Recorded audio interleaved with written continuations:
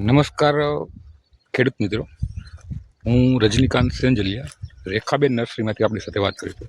મિત્રો, તમે હમણાં આ બધા આંબાની માહિતી છે. હમણાં 2-3 વિડીયો આપણે સોનપરીના મૂક્યા અને પછી હવે કેસર આંબાનું જે આપણે વાવેતર કર્યું છે, અત્યારે વાવેતર કરવું કે કેમ એ બાબતને ઘણા મિત્રોની કોમેન્ટ આવતા હોય છે. અમારા ફેસબુક પેજ છે રજનીકાંત સેંજલિયા અને યુટ્યુબ ચેનલ છે રેખાબેન સેંજલિયા નર્સરી, અને બીજી એક ફેસબુક આઈડી છે રેખાબેન નર્સરી.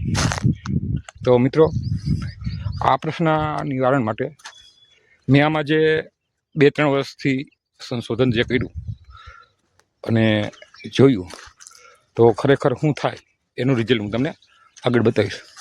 તો મિત્રો, તમે અમારી ચેનલમાં પહેલી વાર હોય ને તો અમારી ચેનલને લાઈક કરો, શેર કરો ને સબસ્ક્રાઈબ કરો, જેથી આપણા જે બીજા મિત્રોને માહિતીનો લાભ મળતો રહે.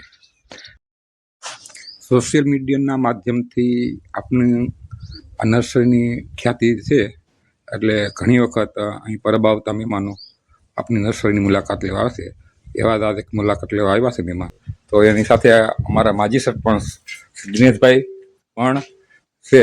તો આપણે આજ આ નર્સરીની મુલાકાત લઈશું અને તમને બતાવીશું કે કઈ કઈ વેરાયટીઓ છે, અને એક વેરાયટીમાં જે ફ્રૂટ આવી ગયું છે એ તમને બતાવશું. તો મિત્રો, તમે પણ અમારી નર્સરીની મુલાકાતે આવી શકો છો.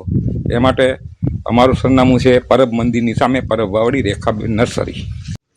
અમારા સરપંચશ્રી મહેમાનને લઈને આવી ગયા છે અને આપણે હવે જે નર્સરીના પ્લાન્ટ છે, નાના એવા વેરાયટી આંબાની નર્સરીની મુલાકાત લઈશું. બીજો બગીચો તો આપણે જોયો, હવે નાના પ્લાન્ટ છે જે એની અંદર અત્યારે જે કેરી આવી ગઈ છે, કે જે થાઈના છે, પછી વેરાયટીના મિયાજાકી, આ બધા અલગ અલગ પ્લાન્ટ છે, એની મુલાકાતે જઈએ. મિત્રો, તમે આ છે ને, આ બધા વેરાયટી આંબા છે અને એમાં દરેક જાતની છે. એમાં ફ્લાવરિંગ આવી ગયું છે, અમુકમાં ફ્રૂટ છે. તો આપણે આ ફ્રૂટવાળા આંબા પાસે જઈ અને જોઈએ આપણી નર્સરીનું ફ્રૂટ કેવું છે અને નવી વેરાયટીઓ. તો આ નવી વેરાયટી તૈયાર થશે તો બધાને આની કલમું મળશે. જોઈ લો મિત્રો, છે ને નાનો એવો મતો છે, આ નાનો એવો પ્લાન્ટ છે, એમાં ફ્રૂટિંગ આવી ગયું છે અને એ આગતરી જાત છે, અને એને પણ આપણે કલમું તૈયાર કરવાની રહેશે આવતા.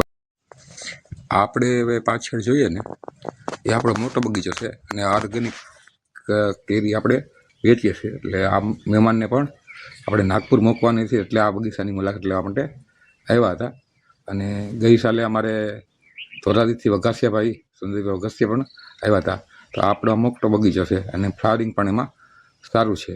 તો હવે આપણે જોઈએ તો મહેમાન આ બગીચાની મુલાકાત લઈ અને થોડો આરામ કરવા માટે હવે કે જઈએ.